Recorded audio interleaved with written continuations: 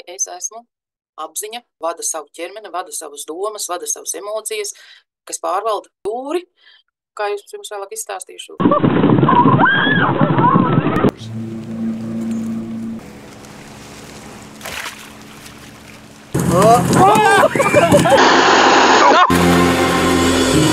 Tātad likteņa stūre. Es esmu.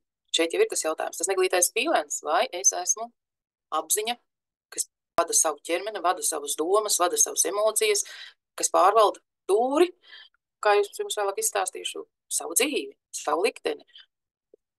Tālāk tā interpretācija ir doma, un kā to domu mēs kādu vai šeit apzinātībā būt atbildīgam par savu domu, savu interpretāciju, savām emocijām, sajūtām, reakcijām, rezultātiem, fokus uz sevi. Es atbildu par sevi, katrs var tikai sevi ietekmēt, un no tā arī mainīsies viņa apkārtējā vide. To es piedāvāju tālāk arī